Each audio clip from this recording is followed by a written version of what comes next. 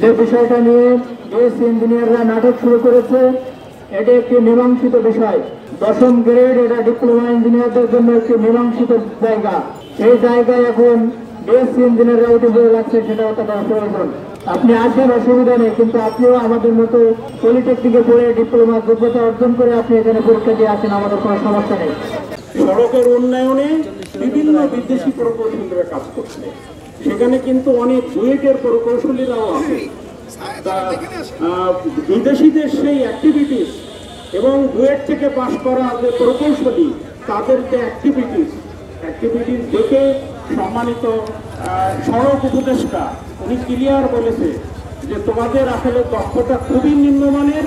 কারণ দেখেন শ্রীলঙ্কার হাজার হাজার লোক বাংলাদেশে চাকরি করতেছে ইঞ্জিনিয়াররা, আমাদের বিএসসি ইঞ্জিনিয়াররা সেখানে কাজ করতে পারছেন না, কারণ তাদের স্কিলের অভাব, দক্ষতার অভাব। কেন আমরা শ্রীলঙ্কার থেকে হাজার হাজার লোক এনে এই 5 লাখ 6 লাখ 7 লাখ 10 লাখ টাকা বেতন দেয়? তাহলে অঞ্চলে আসেন শ্রীলঙ্কার মতো, আমরা তাহলে আপনাদেরকে সব জায়গায় জায়গা দিব। ডিপ্লোমা ইঞ্জিনিয়াররা যখন সৃষ্টি হয়েছে ঠিক তখন থেকে নামধারী এই বিএসসি ইঞ্জিনিয়ার, স্নাতক ডিগ্রি ইঞ্জিনিয়াররা আমাদের পিছনে লেগে আছে।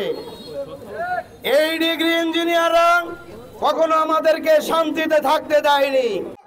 সারা বাংলাদেশ, উত্তাল ঢাকা শহর, উত্তাল গাজীপুর, উত্তাল দেশের বিভিন্ন জেলা শহর, সমস্ত শহরে আজ চলছে ডিপ্লোমাদের জয় জয়গান ও রাস্তার অবরোধ, বিভিন্ন দাবি আদায়ের কর্মসূচি।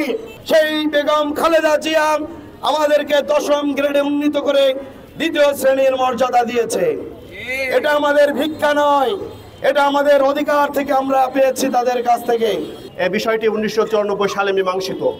একটি মীমাংসিত বিষয়কে নিয়ে তারা রাজপথ উত্তাল করছে, দেশকে অশান্ত করার চেষ্টা করছে। আমার মনে হয় এর ভিতর গভীর কোনো ষড়যন্ত্র আছে।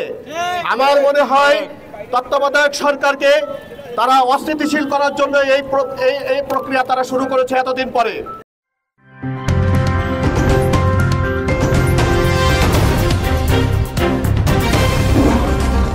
Voice of Tiger.